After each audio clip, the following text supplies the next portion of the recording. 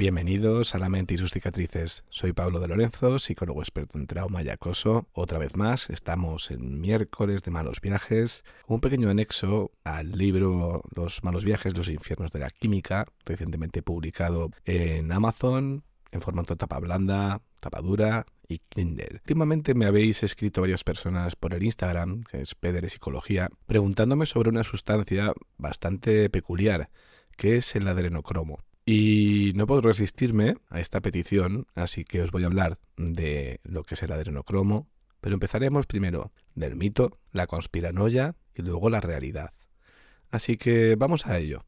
Es un tema muy curioso y creo que os va a gustar. En principio, el adrenocromo, que en sí es el producto de la oxidación de la adrenalina, entra en la cultura popular a mediados del siglo XX por una mezcla muy peculiar de ciencia marginal y literatura de culto. En los escritos textos de los 50-60 se especuló de forma muy preliminar con una relación con los estados psicóticos. Ese ruido científico que fue amplificado por la época en la que estaba la psicodelia, la contracultura, lo beat, es cuando se convierte en un mito, cuando autores como Hunter S. Thompson lo convierten en un artefacto narrativo, cuando se escribió Miedo y asco en Las Vegas. Ahí en esa película, en ese libro, que luego fue convertido en película, el adrenocromo aparece como la droga definitiva, rarísima y prohibida, lo bastante exótica para sonar plausible y lo bastante siniestra para ser inolvidable. El cine lleva ese guiño al gran público y a partir de ahí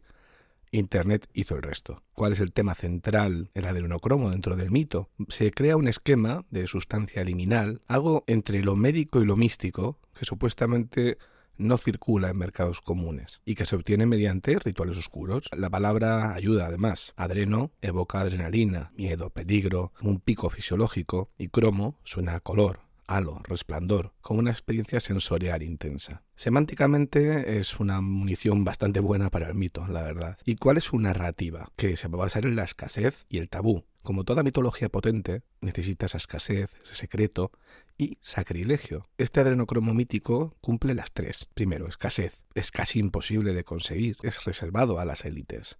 Secreto. Hay cadenas de suministro y transmisión clandestinas.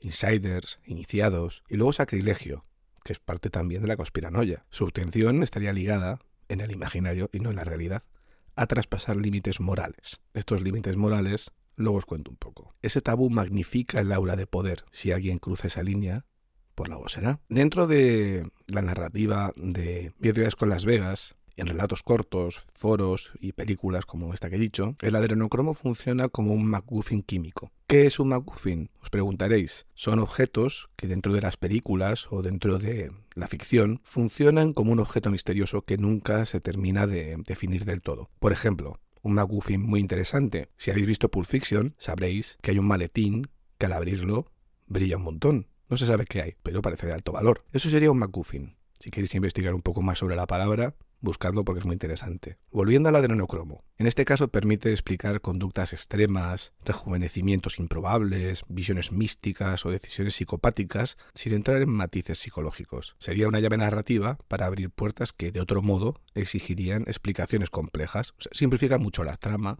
simplifica mucho las cosas.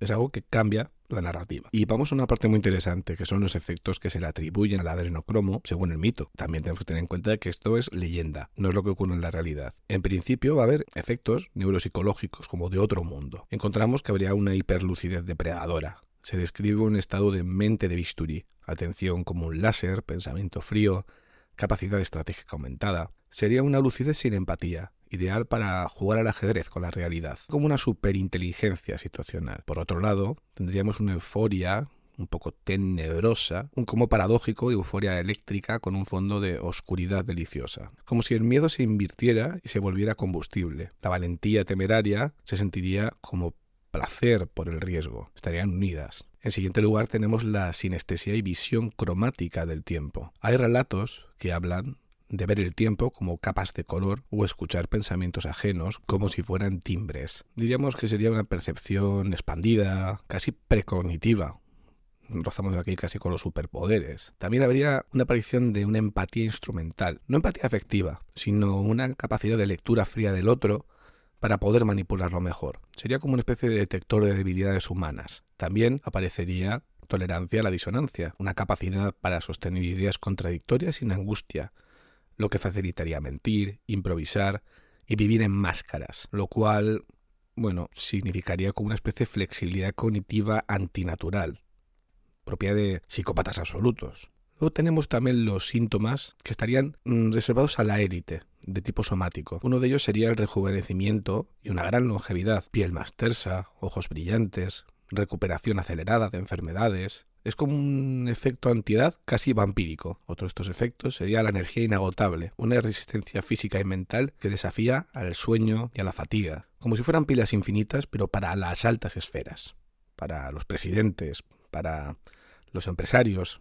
Y también sería como un termostato emocional, como una capacidad de apagar el miedo fisiológico y domar la respuesta de lucha a huida. Implicaría sangre fría de manual, pero a voluntad, cuando uno quiere. Se puede convertir en un tiburón. Encontraríamos también efectos sociales y casi metafísicos. Un carisma gravitatorio. Sería una especie de halo magnético con una presencia que dobla la sala a su favor, atribuyéndole una autoridad innata y una persuasión instantánea. También habría una afinación de probabilidad, la superstición de que todo cae de su lado.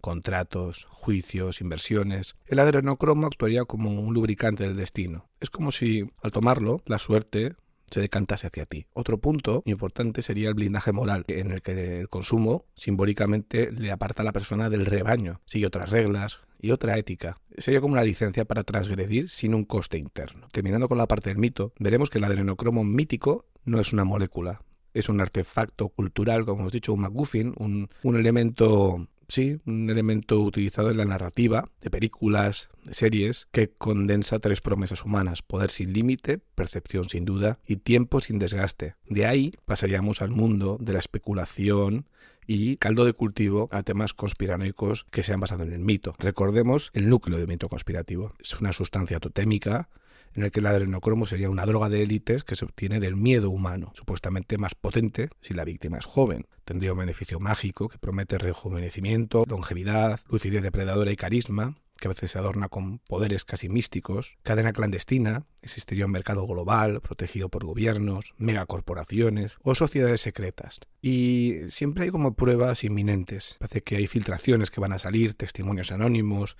documentos sellados, pantallazos sin trazabilidad. Vamos a ver un poco las variantes que más circulan, sin meternos en muchos detalles porque pueden ser muy tétricos, que circulan por internet. La primera que veríamos sería la versión tipo élite vampírica, que afirma que figuras poderosas cosechan adrenocromo mediante rituales y que ello explicaría su aparente juventud o su frialdad emocional. Tenemos también la versión tecnocientífica. Cambia el ritual por bioingeniería oscura. Laboratorios privados extraerían y estabilizarían la molécula. Se habla de patentes misteriosas que están sacadas de contexto y de protocolos que nadie puede mostrar. También estaría la versión geopolítica, que habría redes internacionales con complicidades estatales, puertos concretos y rutas, detalles precisos, nombres de barcos, números de contenedor, que jamás se verifican cuando se comprueban. También encontraríamos la versión simbólica, que encuentra pistas en el cine, logos o videoclips, numerología, colores, manos en triángulo. Sería como una pareidolia, que es como cuando vemos las nubes y vemos formas, de una forma más organizada. Ver mensajes donde solo hay azar o estética. Una de las teorías más extremas que he oído de estas teorías conspirativas es que hay como granjas en las que tienen niños, en las que se les somete a torturas, porque el adrenocromo solo puede aparecer en niños bajo una tensión emocional extrema, de ahí se extrae. Es una de las teorías que circulan por ahí, me parece muy curiosa. Pero dentro de las teorías conspirativas va a haber también tácticas retóricas que las mantienen vivas. Por ejemplo, las pruebas elusivas. Si pides datos, no se puede mostrar porque te pondrías en peligro. Y si aparece un documento, es borroso o sin fuente primaria. Aquí las cargas de la prueba se invierten. Te pueden decir, demuestra que no existe. También hay jerga para impresionar. Se mezcla bioquímica real, oxidación, radicales libres, mezclados con palabrería tecnocientífica inventada. Y encontramos una cosa muy curiosa, que es la estrategia de la mota de polvo. Cuando desmontas un punto, aparece otro matiz. El objetivo se mueve constantemente. También suele aparecer lo que se llama un testigo intangible. Mi primo trabaja en... Un exagente dijo tal... sin nombres, fechas ni documentos que se puedan auditar o comprobar. Y también estaría lo que se llama cherry picking emocional, que es elegir puntito por puntito, ¿no? Aquí se enlazan casos reales de abusos que existen y son gravísimos para legitimar la parte fantasiosa, la cual no tiene pruebas. ¿Y por qué suele calar este tipo de creencias? Porque, en parte, anhelamos simplicidad, búsqueda de pureza. Aquí se nos ofrece un villano absoluto y una explicación simple para matices complejos. Hablamos también de la heurística de disponibilidad. Hay escenas potentes de cine, series que pesan más que documentos científicos sobrios. Otra parte es la proporcionalidad moral. Si el mal es tan grande, la causa debe ser monstruosa. Preferimos explicaciones a la altura del daño, ya que hablamos de abusos a menores. También, que suele pasar con las conspiranoias, el sentido de tribu y pertenencia. A veces creer en una conspiranoia hace que uno se sienta despierto frente a una gran masa dormida y uno se siente aceptado y una recompensa social prácticamente inmediata. ¿Por qué choca con la realidad? En primer lugar, el tema bioquímico lo hablaremos más adelante. Entramos en que sería logísticamente imposible sostener un suministro global. Implicaría cadenas frías, estandarización, control de pureza, trazabilidad y además, muy importante, fugas masivas de información.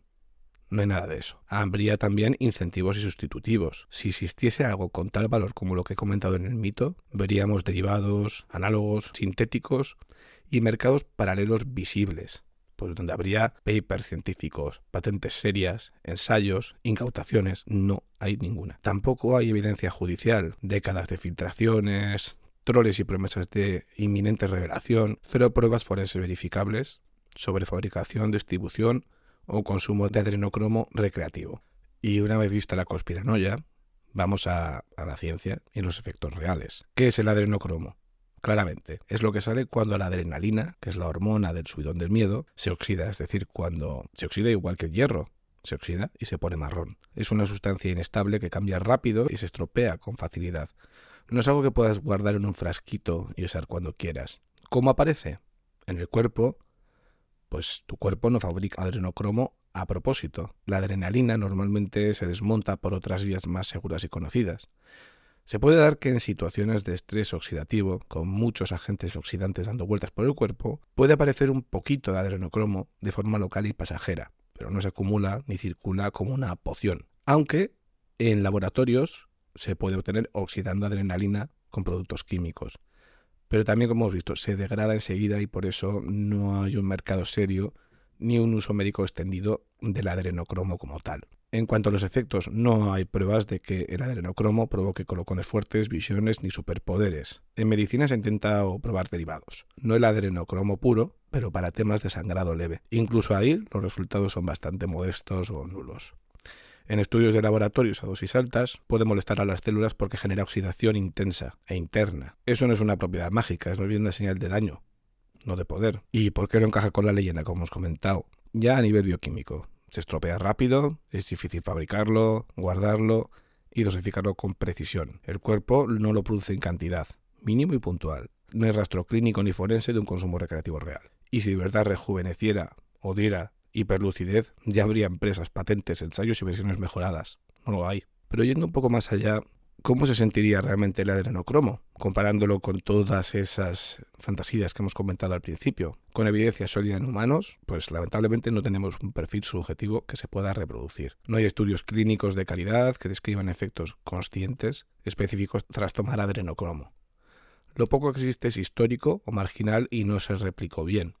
En la práctica, no hay un viaje típico que se pueda atribuir a esta molécula. ¿Dónde van a salir estas descripciones? De 3 sitios: ficción y cultura pop, como por ejemplo Miedo y asco en Las Vegas, en los relatos de internet sin verificación y en confusiones con adrenalina y con expectativas de efecto placebo o nocebo. Vamos a ver un poco los efectos que cuentan del mito contra lo esperable, que es la realidad. Efectos cognitivos: mito, hiperclaridad mental, mente de tiburón, sangre fría instantánea. La realidad es que no hay pruebas de mejora cognitiva. Y si alguien reporta lucidez, suele ser expectativa o adrenalina de fondo, nerviosismo, alerta, pero no por el adrenocromo. Perceptivos: visiones, colores intensos, sinestesia. No hay evidencia. Las descripciones vívidas vienen de ficción o de otras sustancias.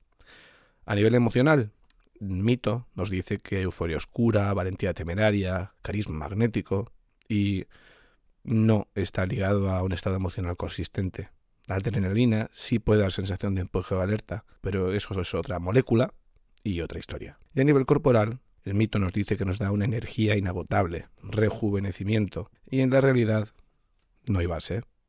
En primer lugar, porque el adrenocromo es inestable y no se usa clínicamente para esto. Si alguien nota energía, suele ser activación adrenérgica propia del estrés, pero no del adrenocromo. Sí que se han reportado efectos desagradables: mareo, cefalea, náuseas, malestar difuso.